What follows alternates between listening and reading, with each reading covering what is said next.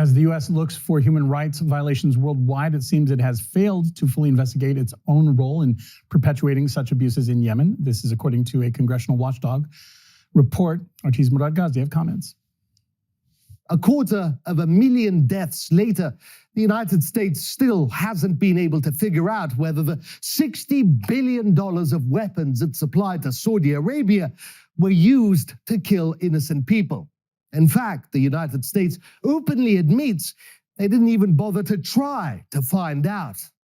There have been reports of extensive civilian harm in Yemen. However, DoD has not reported and state could not provide evidence that it investigated incidents of potential unauthorized use of equipment transferred to Saudi Arabia or United Arab Emirates.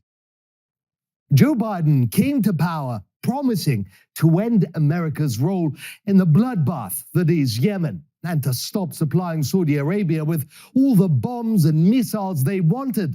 He promised to stop supplying offensive weapons. Everyone cheered and clapped and celebrated, and that was that.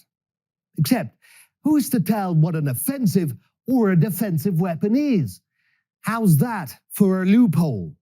U.S. military training mission officials told us that all of the equipment the U.S. sells through FMS to Saudi Arabia must be for defensive purposes in accordance with the Arms Control Export Act.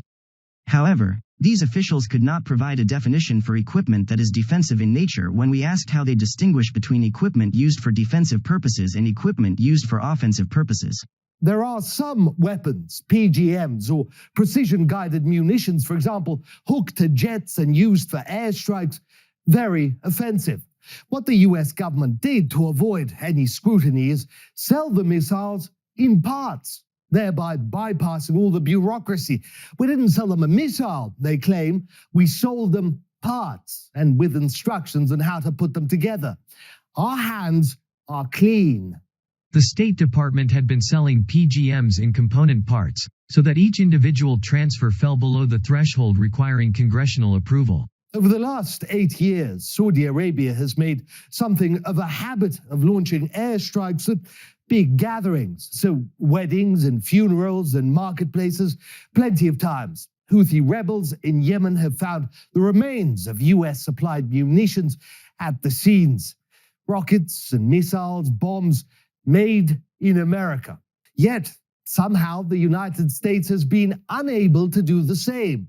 It turns out, if you don't even try, you won't find anything wrong. CENTCOM officials told that they do not know how DoD security cooperation officials in Saudi Arabia and UAE would obtain the information necessary to determine whether US-origin defense articles were used in Yemen by Saudi Arabia or UAE against anything other than legitimate military targets, such as civilians or civilian infrastructure. This was a brief summary on how to wash your hands of all culpability for one of the worst humanitarian disasters in the world for 8 long years. It isn't particularly brilliant or sly, it's just bold and somewhat shameless. What's really shameless is, after doing all of this, then coming out and demanding accountability from others.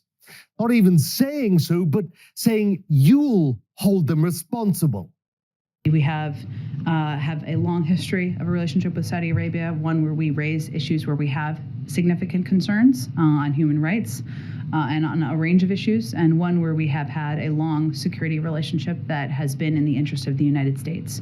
In terms of this specific strike and a reaction, obviously anytime there's a loss of life, of innocent lives, that is a tragedy, and we are mindful of that and focused on that. We and many other organizations have been saying that it's really impossible to have celebrate the Olympic Games at a time when the country is committing so many human rights abuses, particularly in Xinjiang. Reports of Russia's human rights abuses and violations of international humanitarian law are mounting by the hour. There is, of course, nothing new in this. The United States and NATO have done to the world what they willed these past 3 decades, and no one could do a thing about it. Dan Kovalik, a human and a labor rights lawyer, says America doesn't care about humanitarian costs as it thinks international law doesn't apply to them. The U.S. has made sure that it would never be held accountable, right? The U.S. is not a member of the International Criminal Court. It has, in fact, sanctioned the International Criminal Court when it said it was going to investigate the U.S. for war crimes in Afghanistan. The U.S., under George W. Bush, actually passed a law that said the U.S. could bomb The Hague if the ICC did investigate the U.S. The U.S. has made sure that international law does not apply to the United States. It does not care about the humanitarian costs of its wars.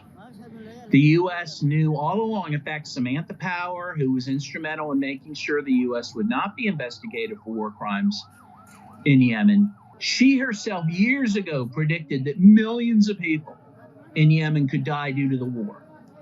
But that didn't change her course of action, didn't change the U.S. course of action, and it won't, because they don't care.